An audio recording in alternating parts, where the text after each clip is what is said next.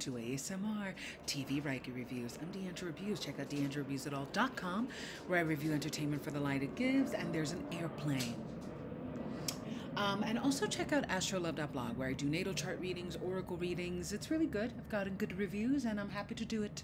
A girl's gotta live, you know. A girl's gotta live. I have a new TikTok, Hey Deandra, where I post a lot of my videos. Check it out. I'll be posting, uploading them to YouTube.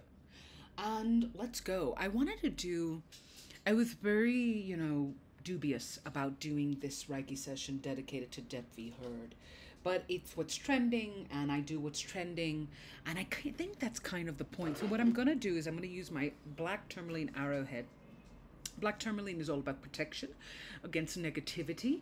It's very, very powerful. So if you're ever feeling low, arrowheads are obviously symbols of luck, of strength, of power.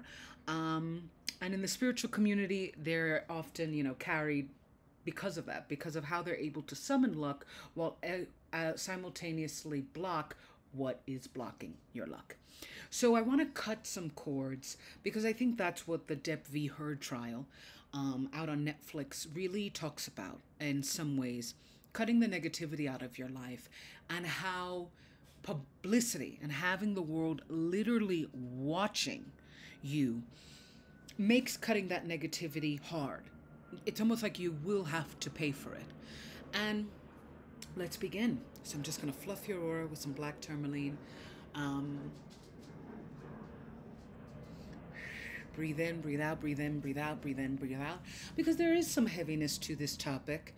But I thought that the Depp v. Heard, what I most liked about it was that it spoke to how social media, I think in principle, we all thought that social media will be our way of speaking truth to power. And it has many times it has. It has been revelatory. It's been a powerful tool to combat how historically governments and celebrity and just people with power, with wealth and power, know how to rework their image, rework narratives, and rework storylines so that they come off winning and that they come off looking like they have the morality to win. And social media has done that, but it also has done the opposite. It also has canceled and made us hate people that were innocent. And it can be a pendulum swing of back and forth, because what I think about social media personally is that it is an amplified version of human greatness and flaws. We can lie, and we can betray, and we can manipulate, and we can misinterpret on purpose just to end somebody. But we could also tell the truth, and we could unite, and we could love, and we could support. I mean, my God, how many dog videos can I watch without feeling empowered? And what I felt with the Depp v. Heard is that it is very pro-Amber, or at the very least, it's trying to make a case that she never had a chance.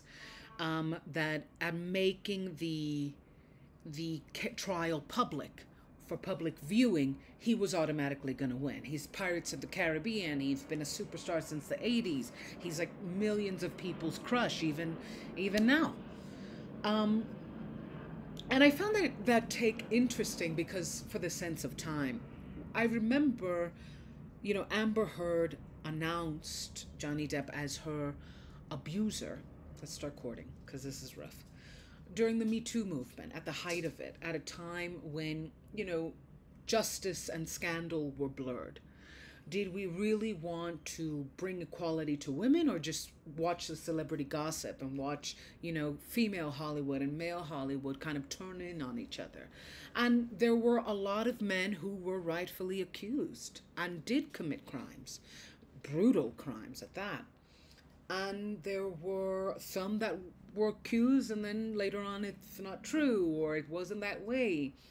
And I think everything was happening so fast. And that's the thing about cancel culture. Sometimes I don't know why people are ended. I don't even know when they're ended. I feel like I get a phone call and I'm like, oh, he died? Oh, he got canceled? When? Why? And the thing is, you're not going, it's hard to find the original tweet or the original crime because all you'll find is comments. And it's also kind of like, these are very wealthy, powerful people. Even when they're ended, they continue. And that's one of the discrepancies I always feel with using celebrity culture as a symbol for giant systemic social justice issues. They have no skin in the game. Yes, they can have danger and urgency, but never as much as people who are much poorer and much less famous as them. And I think that was the issue with the Amber Heard versus Johnny Depp. You have two really wealthy, famous people, Hollywood elite, that we made symbols for people that go through way more abuse or as much, but don't have the money and don't have the fame to even get noticed, let alone close to justice.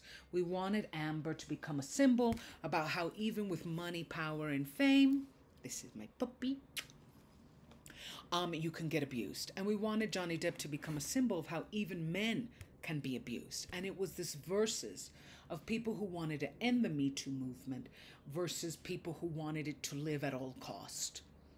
And how can you get justice in between that?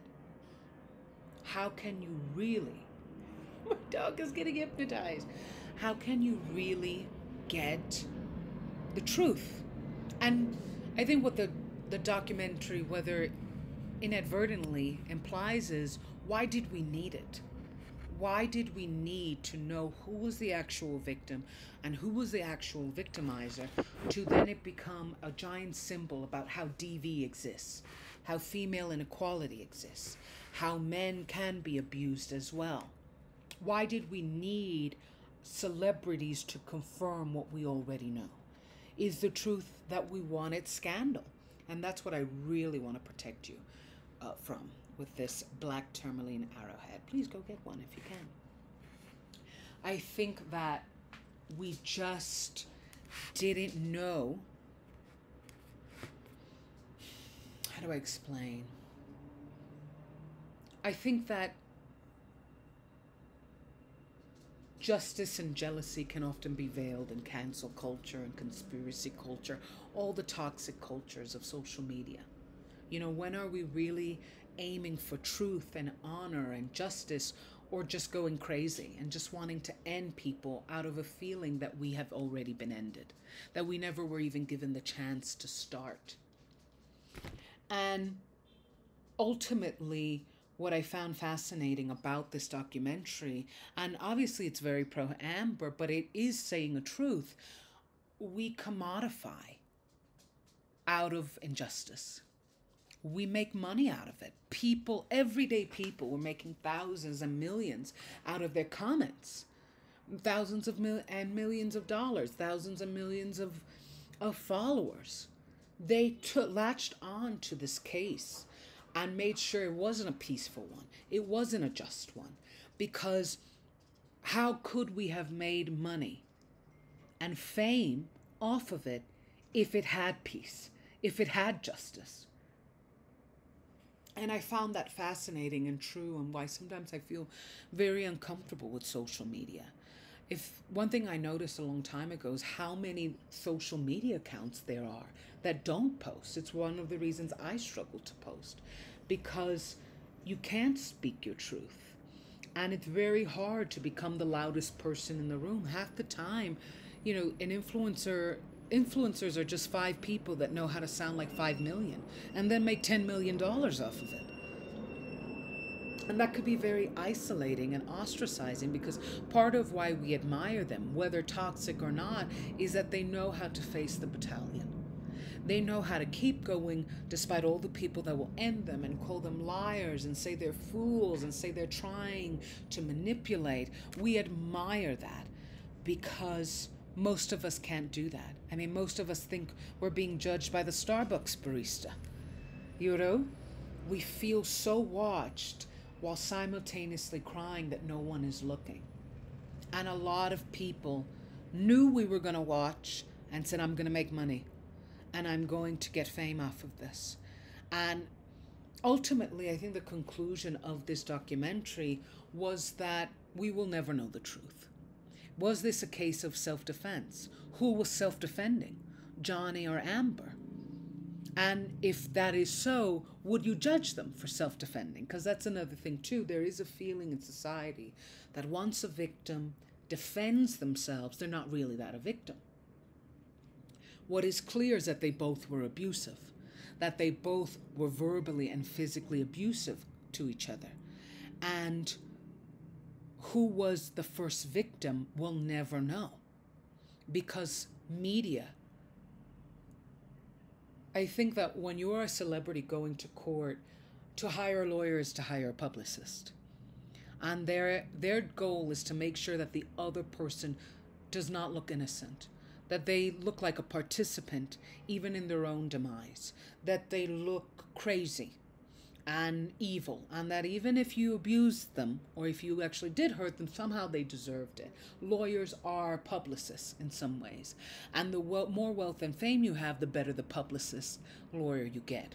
Clearly Johnny had better lawyers, right? Or at least that's how social media portrayed it. The point is that we won't know, and maybe we didn't want to know. Maybe we just wanted to make an opinion, commodify it enough by making it look like an act of social justice. Were we the wrong ones the whole time? And at the end of the day, they were both in some ways each other's victim. And who was the one that was actually abused, we'll never know. Is this a case of two toxic people that found each other, loved each other, used each other, abused each other, and then publicly combusted and turned on each other? At best, that's what this case is. And I don't want that to happen to you, because we're not as rich and famous as them. But I think that celebrity culture, why we're attracted to it, is that it's a macrocosm of microcosm issues. We've all had somebody gossip and villainize us and sabotage our money, and it was somebody that we loved, it was somebody that we trusted, or it was just somebody that in perspective we never knew. We thought we did and we didn't.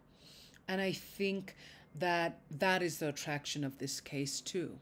We use celebrities as giant symbols of smaller things, or smaller things that build to even bigger things, and then wonder why we don't get justice. They're not in our world, we're in theirs. And they can't affect our world because they're not in it. We can affect theirs. We give them money, we give them fame, and we really wanted to torch somebody. And at first we torched Johnny, and then we torched Amber, and it was all because we're fired up. We're fired up and we just need to be aimed. And I don't want that to happen to you. So I hope you enjoyed this cord-cutting review, and subscribe. Check out deandrareviews.all.com, where I review entertainment for the light it gives. Follow me at Hey Deandra on TikTok, and if you ever want a reading, check out astrolove.blog. Bye. How do I press pause?